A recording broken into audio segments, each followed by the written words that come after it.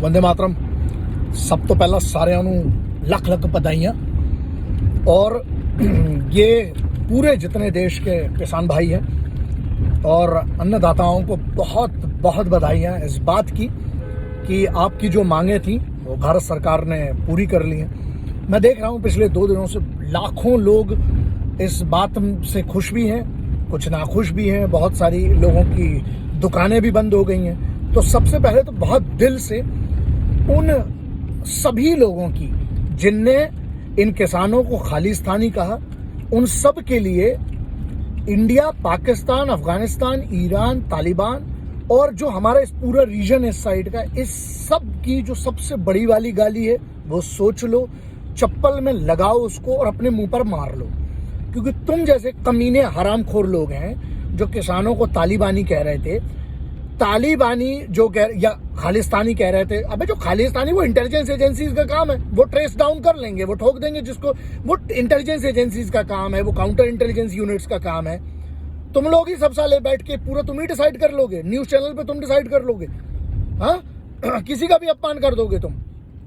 तो ये जब भारत के प्रधानमंत्री साहब ने उन कानूनों को वापस लेने की बात कह दी है, उसके बाद भी अपने अपने मुद्दे चल रहे हैं सबके। किस टाइप के लोग हो तुम लोग? मैंने अगर याद हो, आज से जब ये कानून आया था उसके 17 दिन के अंदर, मुझे बहुत अच्छे से याद है, मेरे पिताजी, बाबूजी मेरे एडमिट थे। मैं हॉस्पिटल से आया था और मैंने एक पूरा 1 घंटे 7 मिनट का, जो कि एडिट होकर मेरे ख्याल से 57 मिनट या 58 मिनट का एक पूरा वीडियो डाला था कि ये 3 कानून है, इसके फायदे, इसके नुकसान, सरकार को क्या करना चाहिए, किसान भाइयों को पूरी चीजें उसकी डिटेल दी थी। और उसके बाद मैं 50 बार कम से कम ये बोल चुका हूं कि यह सरकार और कानून और मतलब सरकार और जो रिप्रेजेंटेटिव्स हैं किसके, किसानों के, उनके बीच का है। सबको बीच में उंगली क्यों करना थी? और जो ये खालिस्तानी जिनने कहा है किसानों को, उनकी ऐसी की तैसी। अबे शर्म करो बे। हाँ, जो उसमें जितने लोग, अगर मान लो कोई आतंकवादी संगठन का कोई आदमी इन्वॉल्व था, मान लो इसमें आईएसआई के कनेक्शन, मान लो इसमें जो भी कनेक्शन थे, तुम्हें कैसे पता चाहिए? बताओ, तुम्हें कहां से इंफॉर्मेशन मिल रही है? जिनकी अथॉरिटी नहीं है उनको इन सब चीजों में नहीं बोलना चाहिए। मुझसे जब लोगों ने पूछा, मैंने कहा क्या कहा, मेरी इसमें अथॉरिटी नहीं है। मैं यही कह सकता हूं कि जो 2 पार्टियां हैं वो कौन है? भारत सरकार, संबंधित मंत्री, संबंधित विभाग, और उसके साथ जो किसानों को रिप्रेजेंटेटिव करते हैं, जो किसानों को रिप्रेजेंट करते हैं, उनके नेता या उनके जो अध्यक्ष हैं, उनके जो पूरे के पूरी जो उनकी ऑर्गेनाइजेशन है, इतनी सारी ऑर्गेनाइजेशंस मिलके हुआ, सरकार ने इसका निर्णय लिया।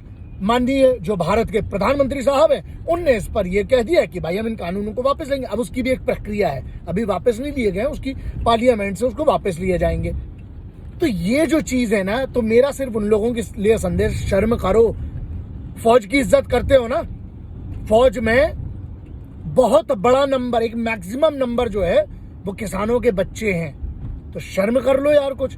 और इसके बाद जो देश में इतनी सारी चीजें चल रही हैं, फिर से तुम लोग यार ये हिंदू मुस्लिम सिख ईसाई का मुद्दा बना लेते हो। शर्म नहीं आती भी तुम लोगों को? देश की एकता, अखंडता, हिंदुस्तान को ना मालूम है, जो हिंदुस्तान को जो ताकत, जो इतनी बड़ी हिंदुस्तान को जो महान बनाता है ना, वो हमारी एकता है, हमारी अखंडता है। तुम लोग साले मिलके उसी के पीछे पड़े रहते हो भी। क्या करते हो यार? कभी तो शर्म कर लो यार। मैं प्यार से समझाना चाहता हूं, क्योंकि मैंने गाली ना बकने का ऑनलाइन वचन दिया है, तो मैं अपनी जुबान पर टिका हुआ हूं। तुम लोग अपनी जुबान पर 1% टिक जाओ कम से कम, कि हम लोग देश के लिए कुछ अच्छा करेंगे, मिला के रखेंगे सबको। यार वही हिंदू मुस्लिम, फिर वही आएगा। अभी देखना चुनाव आएंगे, फिर हिंदू मुस्लिम का मुद्दा खड़ा कर दोगे। शर्म नहीं आती भी तुम लोगों को? मुझे पता है, जब मैं इस प्रकार के वीडियो करता हूं, जब मैं कहता हूं कि हिंदू मुस्लिम, कम से कम हिंदू मुस्लिम सिख ईसाई मिलकर रहो, दंगे मत करो, मिलकर रहो, सब समझ में नहीं आता है। तो उस समय मेरे को दोनों पक्ष गाली बकने लगते हैं। देखो यार, ऐसा है, मैं ना अपना काम करता हूं, और मैं आज नहीं हमेशा से कहते आया हूं कि ना हम किसी सरकार के लिए बात करते हैं, ना हम किसी के उपकार के लिए बात करते हैं। हम सिर्फ और सिर्फ सिपाहियों और किसानों के परिवार के लिए बात करते हैं। तो सिर्फ इतना याद रखना, वतन से बढ़ के साला कुछ नहीं है। जरा ये भी पढ़ लेना कि किसान भारत की जीडीपी में कितना बड़ा हिस्सा देते हैं। तो शर्म करो थोड़ा सा।